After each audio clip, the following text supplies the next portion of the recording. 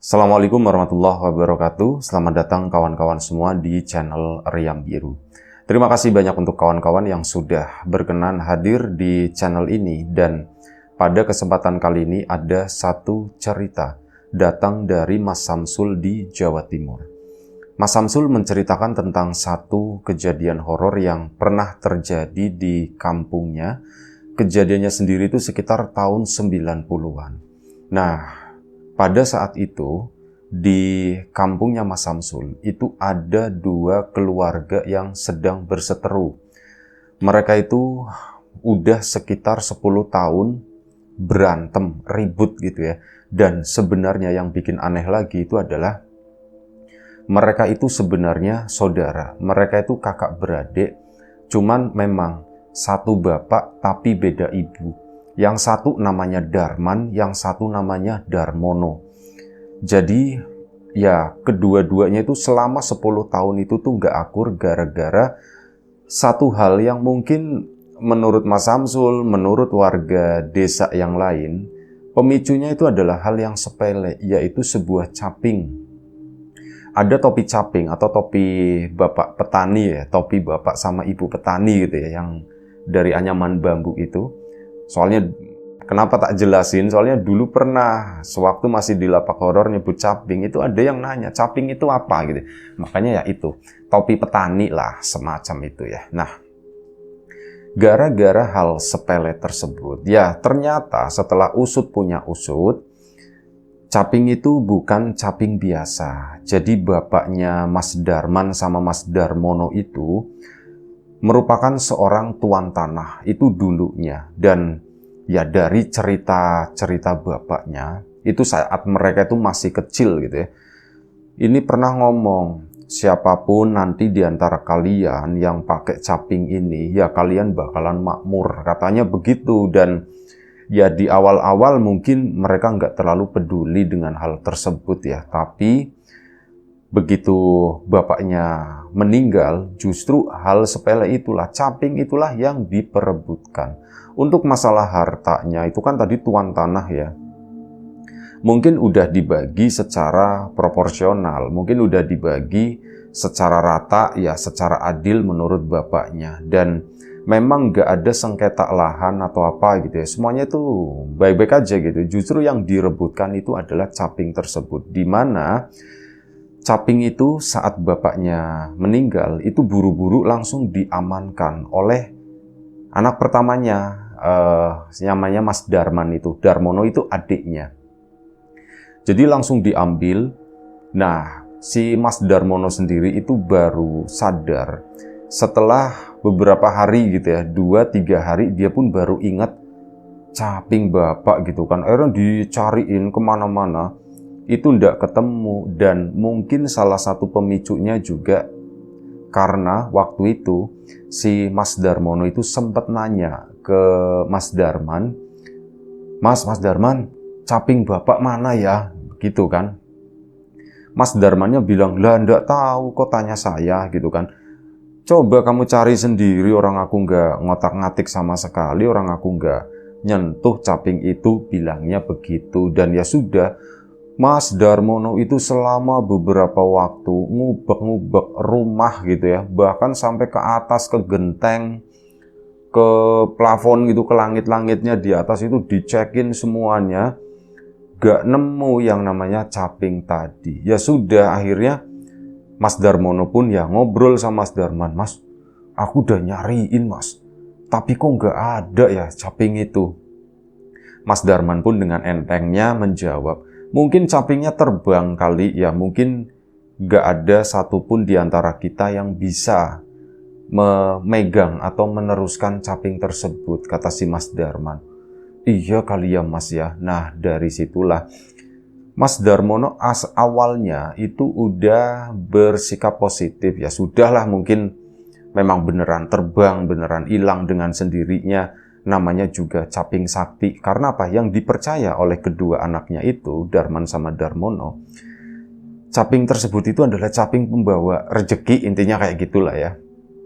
Dianggapnya seperti itu. Bapak dulu itu bisa sukses, bisa menjadi seorang tuan tanah itu gara-gara caping ini. Bapak itu dulu melarat, tapi karena caping itu gitu ya, yang hilang itu, Bapak itu jadi mulia. Hidupnya itu seperti itu karena bukan tanpa alasan gitu ya. Jadi ada cerita itu di balik itu semua. Kita flashback dulu ya. Kita mundur ke belakang ke zamannya Pak Darman, ke zamannya Bapak Darman sama bapaknya si Mas Darmono tadi. Anggap aja namanya Pak Sungkar gitu ya, Pak Mungkar deh gitu. Nah, Pak Mungkar itu dulu sewaktu ya masih muda, lahir di keluarga yang miskin lah, boleh dibilang seperti itu ya. Serba kekurangan, serba terbatas, sama seperti keluarga-keluarga yang lain. Ya, hidup miskin seperti itu, tapi Pak Mungkar itu orangnya itu baik. Jadi sama tetangga kayak gitu, itu ringan tangan dalam artian bukan ringan tangan nyolong ya. Orangnya itu suka membantu. Misal ada apa-apa gitu ya, itu Pak Mungkar itu biasanya menjadi salah satu orang pertama yang datang. Misal ada tetangganya yang sakit gitu ya, itu nanti Pak Mungkar, dia sepulang dari sawah atau apa, itu bakal nyamperin tetangganya ke situ. Ya nanyain bagaimana, meskipun tidak bawa oleh-oleh apapun, tapi setidaknya Pak Mungkar itu yang datang pertama gitu, nanyain udah sembuh belum, sakitnya kenapa, kayak gitu ya. Kadang misal ada sesuatu yang dia dapat dari kebun, itu pun dibawakan, dibagi-bagikan ke para tetangga gitu. Ini aku dapat ini jambu lumayan cukup banyak, nanti dibagi-bagiin ke tetangga. Ya orangnya tuh seperti itu, menyenangkan, dan akhirnya dari situ banyak sahabatnya. Sampai pada suatu hari, ini terjadi sebuah kecelakaan. Pak Mungkar itu kakinya kena paculnya sendiri. Dia lagi di sawah, terus lagi nyangkul begini, disapa sama orang. Pak Mungkar ya sambil ngelamun gitu, siapa sih yang manggil aku, dan cerk nggak sengaja kena kakinya. Berdarah, infeksi mungkin ya. Sampai itu tadi. Oh ya, kena cangkulnya itu sebenarnya nggak terlalu dalam, ya cuman luka robek begitu, tapi nggak mengenai sampai tulangnya kena kayak gitu tuh enggak. Tapi ya berdarah-darah waktu itu, langsung kan dibantuin sama warga. Nah, Pak Mungkar sendiri itu ndak, saat dia dipanggil gitu sama seseorang itu kan, dia nggak ngelihat orangnya itu siapa. Dan waktu itu Pak Mungkar di sawah itu posisinya itu lagi sendirian di area situ. Memang ada beberapa orang, tapi jaraknya lumayan cukup jauh. Itu pun ibu-ibu perempuan didominasi. Nah, suara yang manggil ini adalah suara laki-laki. Dan seingatnya Pak Mungkar, dia saat nengok siapa sih yang manggil-manggil gitu ya, dia tuh nggak melihat siapapun di situ. Dan ya sudah, terjadilah kecelakaan itu, dan Pak Mungkar pun akhirnya dibawa pulang ke rumah. Dan ya itu tadi, karena infeksinya itu, kakinya pun akhirnya bengkak. Ya bengkak, Pak Mungkar jadi tidak bisa beraktivitas itu selama beberapa hari. Badannya itu demam, ya kayak mirip orang mungkin tetanus atau apa begitu ya, pokoknya lagi sakit lah. Itu seperti itu sampai apa? Kemudian kakinya Pak Mungkar itu sampai sakitnya itu parah. Jadi korengan begitu ya. Itu si kakinya tersebut jadi korengan parah. Pak Mungkar juga akhirnya tidak bisa beraktivitas apapun. Dan pada waktu itu yang nengokin Pak Mungkar itu banyak banget. Cuman anehnya kata Pak Mungkar, aku itu tidak kenal satupun dari mereka yang nengokin, dan mereka itu nengokin juga tidak bawa apa-apa, tangan kosong gitu ya. Siang-siang Pak Mungkar misal lagi di rumah sendiri, ini Pak Mungkar masih muda ya, itu lagi rebahan misal di kamar sendirian, bapak sama ibunya kan ya sibuk dengan itu pekerjaannya ke sawah gitu. Jadi Pak Mungkar ditinggalin di rumah sendiri. Nanti banyak yang nengokin, cuman Pak Mungkar, ini siapa ya? Pak Mungkar ya cuman diem aja. Cuman bilang, Mungkar cepat sembuh ya, katanya begitu ya, pada mendoakan seperti itu. Maaf kami datang ke sini ndak bawa apa-apa. Lah, ndak apa-apa, Mas, ndak apa-apa, Bu, gitu kan. Pak Mungkar ya cuma nunduk karena malu. Aku itu ndak kenal satu pun yang nengokin. Itu jumlahnya itu ada puluhan. Ya sekali datang itu bisa 3-4 orang. Nanti silih berganti. Dan waktu itu selama beberapa hari. Sampai Pak Mungkar itu bingung. Dan cerita ke orang tuanya, Pak, Bu, aku 2 hari ini, kalau siang hari itu ada yang nengokin. Cuman masalahnya, aku itu nggak ada yang kenal. Yang nengokin itu, loh, gimana ceritanya ditengokin nggak ada yang kenal? Warga sini kali, masa kamu nggak kenal? Sumpah Pak, aku tuh udah kenal beneran deh, kata si Pak Mungkar ya. Ya Pak Mungkar juga bingung, orang tuanya juga bingung. Nah, yang bikin aneh lagi, Pak Mungkar itu akhirnya menyadari satu hal. Dia kan selama hidup itu ya menjadi orang baik gitu ya. Bukan disengaja atau bagaimana, tapi memang bawaannya yang seperti itu. Kalau ada orang sakit, pasti nengokin, ya seperti yang disebutkan tadi sebelumnya. Nah, giliran Pak Mungkar sakit, gak ada satupun, ternyata begitu ya, baru disadari, gak ada satupun warga desa yang nengokin.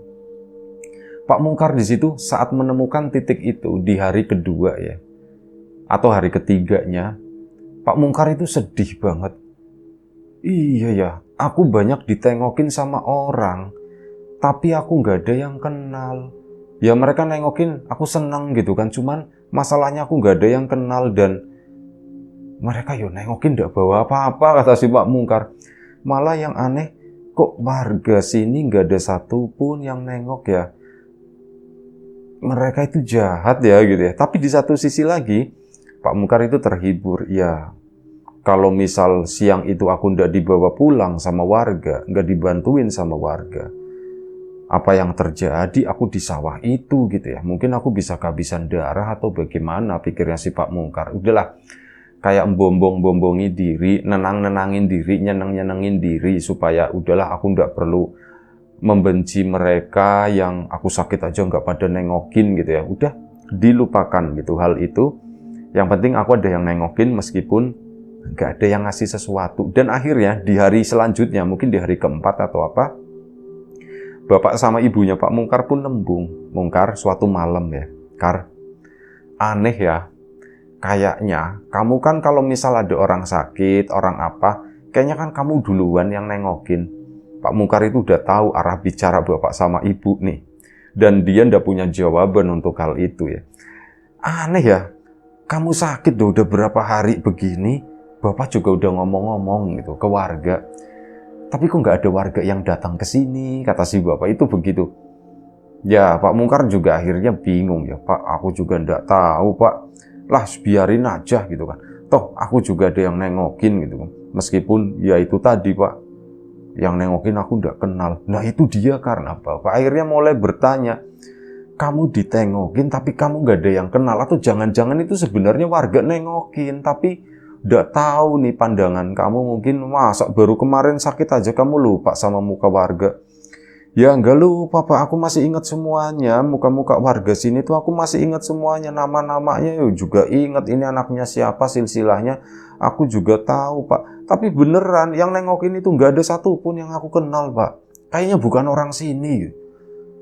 Lah wis angel, kata si bapak. Udahlah, yang penting udah kamu, yang penting tak doain gitu, yang penting cepat sembuh, kata si bapak. Ini yang banyak makannya. Dan memang waktu itu Pak Mungkar juga kondisinya itu mulai membaik. Lukanya yang bengkak itu pun udah mulai mengempis dan lukanya juga udah mulai mengering gitu ya.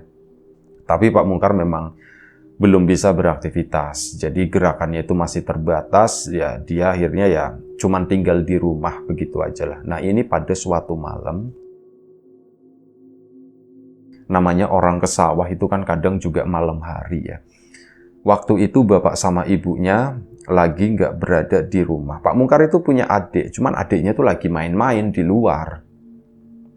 Nah, ini kan Pak Mungkar bukan tahun 90-an ya. Yang tahun 90-an itu anaknya, berarti si Mas Darman sama Mas Darmono. Ini Pak Mungkar itu kemungkinan ya bisa jadi di tahun 70-an atau mungkin tahun 80-an, pokoknya sebelumnya lah begitu, saat masih muda. Nah, itu kan adik-adiknya Pak Mungkar juga ndak sekolah, adik-adiknya juga ndak sekolah gitu. Kalau malam ya main gitu kan, di rumah itu sepi. Nah, saat di rumah sepi, ini datang sepasang laki-laki dan perempuan. Mereka itu datang bertamu ke situ. Kulon nuwun. Yo, Pak Mungkarnya tadi posisinya lagi nggak berada di kamar, dia kan udah mulai bisa duduk seperti itu. Yes, duduk-duduk aja diem gitu kan. Ada tamu dibuka sama Pak Mungkar, dan begitu dibuka itu ada seorang laki-laki dan perempuan usianya udah sepuh, lebih tepatnya itu kakek nenek lah semacam itu. Nah, akhirnya dipersilakan masuk. Ya, si kakek itu tuh cuman senyum begitu aja ya, pakai caping dua-duanya. Masuklah mereka berdua dan nanyain, gimana kakimu Mungkar? Lagi-lagi si Pak Mungkar itu ndak kenal sama mereka berdua. Oh ini Pak, kakiku ya wis alhamdulillah udah mendingan, ini udah agak sedikit kering gitu kan. Dan Pak Mungkar juga ndak pernah nanya saat dikunjungin, Bapak sama Ibu itu siapa, misalkan begitu ya. Karena ndak enak, karena malu. Orangnya itu nggak enakan si Pak Mungkar, makanya kayak gitu buat nanyain aja malu, takutnya orang ini nggak inget sama aku, padahal memang Pak Mungkar itu nggak kenal sama sekali. Nah akhirnya sudah diterima tamu itu, ya nanya-nanya kondisinya bagaimana. Coba saya lihat, kata si itu ya, kata si kakeknya. Dan si Pak Mungkar pun ngasih lihat ya dengan malu-malu gitu kan. Oh udah ndak apa-apa, itu udah kering katanya. Gimana kemarin, banyak yang nengokin ke sini ndak? Pak Mungkar pun, banyak Pak, katanya begitu kan. Banyak yang nengokin. Ya wislah syukur gitu kan, artinya ya kamu ndak sendirian. Dan udah nggak lama, mungkin nggak ada 5 menit di situ ya, si kakek itu pun akhirnya bangun dan ya sudah, sebentar lagi itu adikmu pulang, bapak sama ibumu juga mungkin sebentar lagi pulang. Kami pamit dulu ya, kami pergi dulu. Dan si kakek itu lepas capingnya. Ini kami ndak bawa apa-apa, kata si kakek itu. Kami cuman ya punya ini, bawa ini. Ya Pak Mungkarnya, loh Pak, maksudnya bagaimana Pak? Ini tak hadiahkan buat kamu. Caping kamu itu kan juga udah rusak, udah bolong-bolong seperti itu. Ini dipakai aja, katanya begitu kan. Pak, aduh Pak, nanti saya ndak enak gitu kan, ndak usah repot-repot seperti ini, kata Pak Mungkar. Udah, ndak apa-apa, ini buat kamu. Ini kamu pegang, kamu rawat, kamu nanti akan jadi orang yang mulia, katanya begitu. Dan akhirnya, oh Pak, ndak apa-apa ini. Iya, ndak apa-apa. Kami permisi dulu. Kakek nenek itu pun pergi ke sana, keluar. Pak Mungkar itu kan naruh si capingnya. Begitu Pak Mungkar ke depan ke sana, maksudnya ya mau nganterin si dua itu ya, kakek nenek tersebut. Begitu sampai di depan pintu, dua sosok itu udah ndak ada. Lah mereka kemana ya perginya? Pak Mungkar nggak berpikir yang aneh-aneh gitu ya. Cuman lah ya wis lah, ya kasih caping ya alhamdulillah, nanti buat kalau udah sembuh buat ke sawah gitu kan. Memang bener capingnya dia itu kondisinya itu udah nggak, ya masih layak, cuman udah bolong-bolong, udah kelihatan tuanya gitu. Nah ini caping itu masih relatif lumayan cukup baru. Caping itu pun akhirnya digantung di tembok rumah geribiknya itu, rumah anyaman bambu itu. Digantung di sana. Pak Mungkar pun istirahat. Aku harus banyak istirahat supaya cepat sembuh. Dan gak lama adik sama bapaknya pun akhirnya pulang. Pak Mungkar pun cerita ke orang tuanya, Pak, Bu, tadi ada tamu lagi yang kesini dan ngasih ini. Ini hadiah pertama yang aku terima, kata si Pak Mungkar gitu kan. Oh ya wis lah, lumayan, kata si bapak. Lumayan itu nanti kan bisa dipakai buat ke sawah. Yes, ndak apa-apa Mungkar, namanya orang nengokin ke sini kan ndak selalu mereka punya sesuatu untuk dibagikan gitu ya. Wis sudah, ndak apa-apa. Bapak itu ngomong seperti itu, sementara hatinya Pak Mungkar itu sebenarnya ya memang nggak apa-apa banget.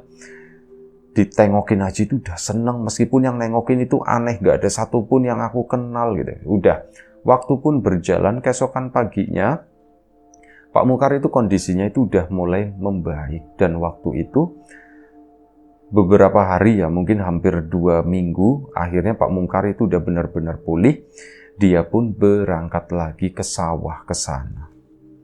Pakai caping yang barunya. Nah, begitu caping yang barunya, ini secara detail memang tidak diceritakan, tapi katanya memang yang namanya rezeki itu ada aja, kata si Pak Mungkar.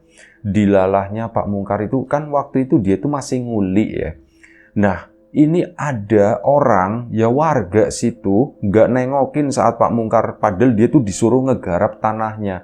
Tapi si majikan ini nggak nengokin sama sekali. Sekalinya nengokin, itu di sawah tadi. Begitu dinengokin, ngomongnya apa si majikan itu? Mungkar, sini. Ini tanah kamu garap yang baik ya, katanya. Nggih, Pak. Dan tanah ini nanti buat kamu, katanya begitu. Hah? Pak, buat saya gimana, Pak? Iya, ini buat kamu, kata si bapak itu. Pak Mungkar pun bingung. Loh, Pak, udah apa-apa ini, Pak? Iya, beneran ini nanti tanah buat kamu. Udah, kamu garap ini sampai 1 panenan, katanya. Kalau dapat panenannya bagus, saya ambil panennya, tanah ini buat kamu, katanya begitu. Pak Mungkar kan bingung, ya antara senang tapi apa iya gitu kan. Dan intinya tuh seperti itu adalah tanah pertama yang dimiliki oleh Pak Mungkar. Ya digarap terus sendiri sama dia, panennya itu bagus terus ya gitu ya, keluar. Sampai ada beberapa petani juga yang nanya sama Pak Mungkar, ini gimana rahasianya dan sebagainya. Ya Pak Mungkar jawab, aku udah pakai rahasia apa-apa, kata Pak Mungkar, udah cukup. Ya begini standar seperti yang dilakukan oleh mereka. Cuman hasilnya itu beda, kata si Pak Mungkar itu begitu. Dan ya sudah, dari situlah kehidupan Pak Mungkar itu mulai berubah. Dari tanah yang menghasilkan panen bagus, ditabung, beli tanah lagi, seperti itu ya. Dulu kan tanah masih relatif lumayan cukup murah ya. Kesana, beberapa tanah pun udah pindah tangan, panennya makin bagus. Intinya dalam kurun waktu yang lumayan cukup singkat, waktu itu hanya beberapa tahun, Pak Mungkar itu udah punya tanah lumayan cukup banyak. Sampai akhirnya berkeluarga, menikah punya anak si Mas Darman. Nah, begitu punya anak si Mas Darman, gak lama setelah itu istrinya meninggal. Terus apa? Ya Pak Mungkar masih muda, punya uang juga kan. Akhirnya apa? Menikah lagi. Nah, menikah lagi, lahirlah si Darmono. Dan istrinya gak lama pun meninggal juga. Jadi usia istrinya itu pendek-pendek. Pokoknya ngelahirin berapa tahun gitu ya, setahun atau 2 tahun itu bayinya, kemudian meninggal. Nah dari situ Pak Mungkar itu kayak berpikir, aku cuman nganaki doang gitu ya, cuman ibunya itu meninggal semua, kenapa ya, aku juga nggak ngerti gitu kan. Dan akhirnya dari situ Pak Mungkar pun kayak mikir, udahlah, aku nggak usah menikah lagi, aku fokus aja ngidupin ini 2 anakku gitu. Akhirnya sudah, si Darman sama Darmono, beda ibu itu, dihidupi sampai mereka itu besar. Dan ya itu tadi, Pak Mungkar juga megang ini lewat perantara caping ini, semuanya itu gampang gitu ya. Tapi mungkin ada sesuatu yang dirahasiakan oleh Pak Mungkar. Ini lebih tepatnya tuh kayak kekeraguan, bukan sesuatu yang udah diyakini sama Pak Mungkar. Ya itu tadi, saat aku menikah, punya anak 1, istriku akan meninggal. Sekali, 2 kali. Kemungkinan aku akan menikah. Misal, aku menikah ke-3, ke-4, ke-5, dan selanjutnya, hal ini pun akan terulang terjadi. Makanya udahlah, aku ndak usah ini gitu kan. Akhirnya sudah. Waktu pun berjalan terus, akhirnya Mas Darman sama Mas Darmono itu juga besar. Dan mereka dibesarkan ya di keluarga yang mampu begitu kan, udah mulai dikasih tanah buat ini, buat itu, dikelola dan sebagainya. Mereka pun hidup berkecukupan dan mereka nggak meributkan sama sekali mengenai bagian-bagian waris atau apa, justru itu yang diributkan itu adalah caping bapaknya. Yang ya ndak tahu ya, namanya orang mikirnya tuh gimana. Ih, aku kalau misal punya caping itu, terutama Mas Darmono ya waktu itu ya, yang kelihatan banget, mungkin aku bakalan ini deh, mungkin aku bakalan lebih kaya lagi, mungkin seperti itu. Dan ternyata Mas Darman itu bergerak lebih cepat, dan sayangnya itu tadi, Mas Darman itu berbohong, dan pada suatu hari Mas Darmono akhirnya memergoki kalau caping bapaknya, caping Pak Mungkar itu lagi digantung di kamarnya Mas Darman. Itu saat Mas Darmono itu lagi berkunjung ke rumah, tidak sengaja melihat, "Mas, itu Mas," langsung begitu kan si Mas Darmono. "Itu apa?" katanya. "Itu capingnya Bapak, kok di situ?" "Bukan," gitu kan. "Ah enggak, ini beneran capingnya Bapak, ini capingnya Bapak." Nah dari situ Mas Darman, udah Sino, udah kamu pulang sana, kamu pulang. Mulai hari itu Darmono sama Darman itu berkonflik, dan ya ceritanya itu nanti akan panjang gitu ya. Dan untuk episode pertama seperti biasa kita potong dulu sampai di sini, nanti kita lanjut lagi segera gitu ya, nggak pakai lama. Terima kasih kawan-kawan semuanya, jaga kesehatan, sampai jumpa di episode selanjutnya ya. Terima kasih. Assalamualaikum warahmatullahi wabarakatuh.